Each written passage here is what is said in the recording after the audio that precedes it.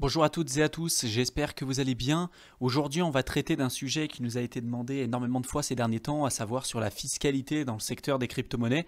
Donc, on a déjà traité ce sujet-là à plusieurs reprises sur la chaîne YouTube. On a fait d'ailleurs une playlist à ce sujet, ça s'appelle Fiscalité pour les crypto-monnaies, donc vous pourrez le retrouver directement sur notre chaîne YouTube. On avait fait une version notamment sur 2019, également comment remplir le dossier CERFA 3916 que vous devez faire et que vous devez compléter notamment pour déclarer les exchanges. Et puis on avait fait également une autre vidéo pour vous montrer la disparité un petit peu qui pouvait exister en termes de fiscalité au niveau des différents pays européens. Donc là, ça va faire suite un petit peu à ces différentes vidéos. Donc pour ceux qui n'ont encore pas vu ces précédentes vidéos, je vous invite à aller les voir. Vous les retrouverez du coup sans aucun souci sur cette playlist.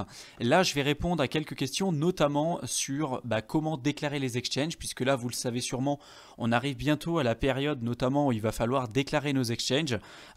Pour tout type d'exchange dans tous les cas, dans le secteur des crypto-monnaies, vous devez les déclarer à l'administration française, à l'administration fiscale française.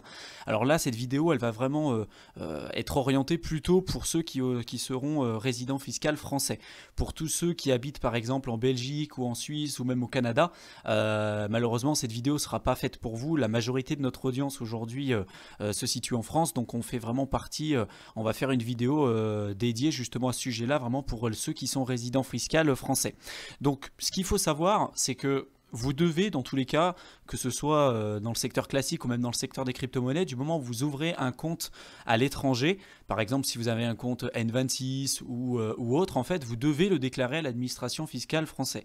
Donc ça, c'est un peu plus compréhensible, je dirais, pour le commun des mortels, puisque vous avez en effet un compte qui est détenu à l'étranger, vous avez un RIB, vous avez un compte qui est directement ouvert. Dans le secteur des crypto-monnaies, c'est un peu moins compréhensible parce que quelquefois, on est encore dans un flou entre guillemets juridique, quoi. Est-ce qu'on doit déclarer nos exchanges, notamment quand par exemple on n'a pas déposé de fiat là-dessus? Est-ce qu'on doit déclarer également nos exchanges si jamais on n'a pas fait de KYC à l'intérieur, donc si on n'a pas rentré notre carte d'identité, nos informations personnelles, si on n'a jamais fait aucun type d'échange dessus, est-ce qu'on doit quand même le déclarer à l'administration fiscale?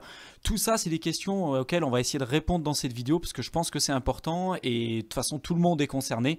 Ceux qui vous diront le contraire, qu'il ne faut absolument pas déclarer les exchanges, malheureusement, se mettent un doigt dans l'œil puisque de toute façon, ceux qui auront le dernier mot sera bien évidemment l'administration fiscale. Donc je vais essayer de répondre à l'ensemble de vos questions. Si à l'issue de cette vidéo, de toute façon, vous avez encore d'autres interrogations, vraiment n'hésitez pas à nous poser toutes les questions en commentaire de la vidéo. Peut-être qu'on refera une autre vidéo par la suite pour répondre à vos questions sans souci. Donc si vous allez directement sur le site officiel du gouvernement, sur servicepublic.fr, vous pourrez retrouver notamment cette mention qui vous explique que si jamais vous ne déclarez pas vos comptes ouverts à l'étranger, des comptes détenus et ouverts à l'étranger, vous risquez une amende qui peut aller jusqu'à 1 500 € par compte non déclaré, si bien évidemment l'administration fiscale le découvre.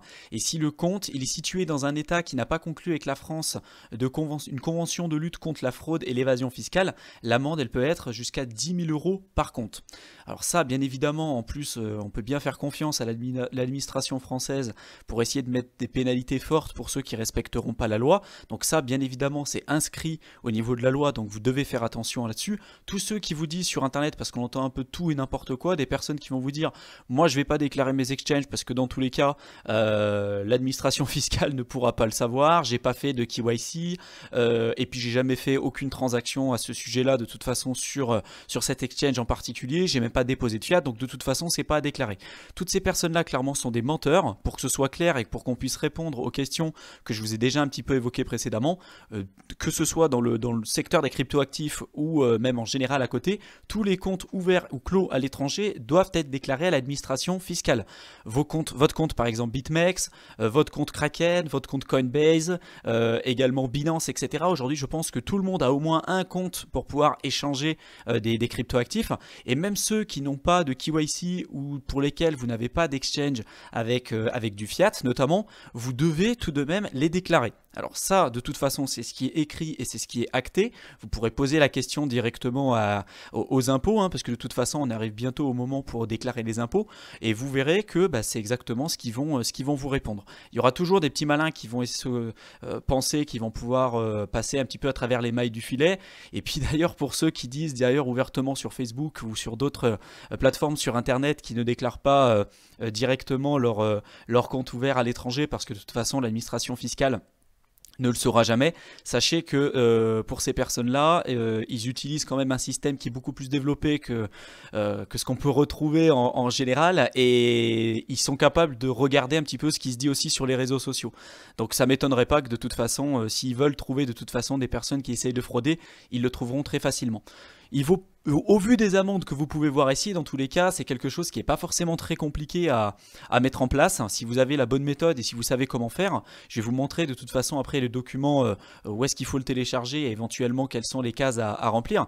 Ça prend pas énormément de temps à le faire correctement. Ça s'adapte également à tout et à chacun, et si vous achetez par exemple des crypto-monnaies via une entreprise, si vous l'achetez à votre compte propre, ça va pas être la même chose qu'il va falloir faire. Et d'autant plus qu'avant, le compte ouvert à l'étranger que vous deviez utiliser, c'était le 3916. Là maintenant, ils ont sorti une nouvelle version qui s'appelle le 3916 bis, qui permet justement de déclarer les comptes d'actifs numériques ouverts ou détenus, utilisés ou clos à l'étranger. Avant, on avait un compte, on avait un document, je dirais assez générique pour les comptes ouverts ou clos à l'étranger, par exemple votre compte N26 ou autre compte ouvert à l'étranger. Là, ils ont essayé de faire quelque chose d'un peu plus précis. On verra que c'est pas encore ça, hein. Il y a encore des améliorations à faire, mais vous avez voilà le 3916 bis du coup que vous devez déclarer et que vous devez remplir de votre côté pour chaque plateforme d'exchange. Donc je le répète, que vous ayez mis du fiat, que vous ayez fait un KYC ou peu importe, toutes les plateformes d'exchange dans les crypto-monnaies doivent être déclarées à l'administration fiscale française. Là je parle bien pour les résidents fiscaux qui se trouvent en France. Pour ceux qui se situent notamment en Belgique ou autre, je ne pourrais pas vous donner notre retour là-dessus puisque bien évidemment on ne s'est pas renseigné à ce sujet pour le moment. Donc ça c'est une première chose. Donc tous ceux qui vous diront c'est pas la peine de le déclarer parce que tu n'as pas mis de fiat, etc. Et d'ailleurs on peut même lire ça quelquefois sur des articles sur internet, c'est absolument faux, et je vous invite du coup à vous rapprocher des impôts pour leur poser la question directement si vous avez le moindre doute. Mais en tout cas nous on a eu leur réponse et c'est bien évidemment ce qu'ils nous ont donné. Donc si vous avez par exemple 3 comptes, que ce soit Kraken, Coinbase ou Binance, vous devez faire 3 déclarations, notamment 3 déclarations 3916 bis. Si vous en avez 4, vous devez en faire 4. Si vous en avez 10, vous devez en faire 10. Et ça, c'est super important parce que si vous avez 10 comptes ouverts à l'étranger et que l'administration fiscale s'en rend compte, eh ben, vous faites le calcul, hein, c'est 1500 € fois 10 exchanges, donc ça vous fait 15 000 €. Et si sur ces plateformes-là, vous détenez plus de 50 000 € de crypto-monnaie, l'amende, elle double. Donc c'est-à-dire que bah, voilà, vous aviez par exemple 15 000 €, bah, là vous passez tout de suite à 30 000. Donc ça fait quand même très très mal. C'est pour ça qu'il faut être très vigilant et qu'il faut faire très attention de la manière dont vous allez pouvoir aussi remplir le document. Pour ceux qui ont déjà essayé de remplir ce genre de document-là, vous avez pu vous rendre compte au premier abord que c'était quand même particulièrement compliqué pour pouvoir le faire correctement. D'autant plus que bah, ça va dépendre un petit peu aussi de votre situation. Si vous achetez des crypto-monnaies pour votre compte propre, pour votre compte personnel, bah, il y aura une manière de remplir le document qui va être complètement différente d'une personne par exemple qui va acheter des crypto-monnaies avec notamment une entreprise qui va avoir de son côté. Même chose si vous êtes parent de un ou plusieurs enfants et que vous achetez des crypto-monnaies pour le compte de vos enfants. Si ces derniers ne sont pas encore majeurs, par exemple, et qui sont encore mineurs, normalement, ils n'ont pas la possibilité d'obtenir des comptes comme ça à l'étranger. Ils n'auront pas la possibilité d'ouvrir un compte, notamment sur Kraken ou autre.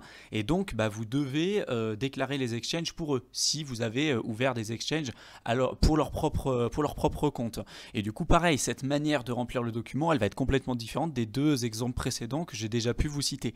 Donc, en fait, il n'y a pas une seule et même manière de remplir le document. Et aujourd'hui, je ne peux pas vous expliquer concrètement comment vous pouvez le faire, parce que votre situation, la situation d'une personne, elle peut être complètement différente d'une autre. Et aujourd'hui, notre communauté est telle que, bah voilà, j'ai pas une solution générique à vous proposer.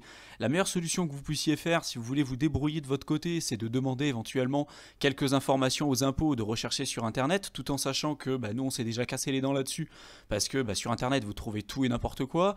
Et les impôts, la plupart du temps, ne sont pas du tout renseignés sur les crypto-actifs, bien qu'ils ont essayé de sortir un nouveau CERFA vraiment pour les crypto-actifs, mais on se rend compte qu'en général, s'il y a encore énormément de choses qui restent encore relativement floues, notamment tout ce qui est numéro de compte, les adresses des exchanges à l'étranger. Si par exemple vous l'avez ouvert il y a de ça plusieurs années, est-ce qu'il faut toujours le déclarer? Si le compte a changé, si le compte a également évolué avec le temps et que vous avez clôturé un compte, que vous avez oublié de le déclarer. Enfin, il y a plein de choses en fait qui rentrent en ligne de compte et qui ne nous permettent pas aujourd'hui de vous donner une réponse générique comme ça à tous, parce que de toute façon ce document-là, il doit vraiment être fait vraiment consciencieusement, parce que si vous le remplissez mal, l'administration fiscale peut très bien refuser finalement votre dossier et ne pas le prendre en compte correctement. Donc vous pouvez, pour ceux qui souhaitent se débrouiller seuls, demander un petit peu sur internet des informations, tout en sachant que vous trouvez un peu tout et n'importe quoi. Vous retrouvez des personnes qui vont vous dire que c'est pas la peine de déclarer les exchanges à l'étranger, notamment si vous n'avez pas de fait de KYC, vous n'avez pas déposé de fiat, ce qui est absolument faux. Et vous pouvez demander aux impôts, mais voilà, encore une fois, les impôts, ça reste ce que c'est, et c'est relatif, ils sont pas forcément toujours au fait de ce qui se passe à l'heure actuelle. Pour ceux que ça intéresse, récemment, il y a le trading du coin qui ont pu sortir une formation notamment dédiée sur la fiscalité vraiment des cryptoactifs en général, et qui s'adapte vraiment à tout type de profil, que vous fassiez notamment du mining, du trading, ou notamment aussi que vous investissiez plutôt pour du long terme. Donc ça, c'est vraiment pour toutes les personnes qui s'intéressent vraiment purement et simplement à la fiscalité dans le domaine des crypto-monnaies. Et ils ont également sorti un service récemment que nous on a utilisé et qui nous a permis vraiment de gagner énormément de temps, puisqu'en fait ils vont travailler directement avec un avocat fiscaliste, donc spécialisé dans le secteur des crypto-monnaies, qui va déclarer clairement ce dossier CERFA pour vous. Donc ils vont vous demander les informations nécessaires, notamment votre nom, votre prénom, la date de naissance, etc. Toutes les informations liées vraiment à votre activité et à votre situation personnelle, et ils vont le remplir pour vous. Donc clairement, si vous avez 10 exchanges à déclarer, vous donnez les informations pour ces 10 exchanges. Dans tous les cas, du moment où vous êtes finalement enregistré pour ces prestations de services là, ils vont vous envoyer toutes les informations qu'ils auront besoin pour déclarer finalement ce qu'il faut pour l'administration fiscale.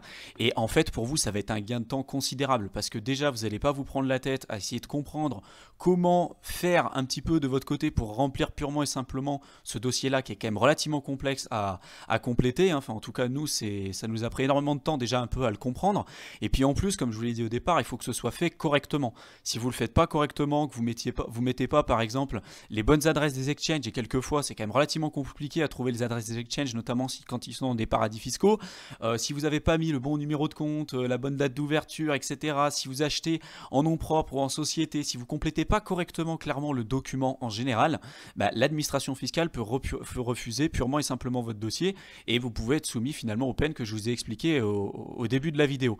Donc c'est pour ça que pour ceux que ça intéresse, clairement, le trading du coin, nous on a utilisé leur service par rapport à la déclaration comme ça des exchanges.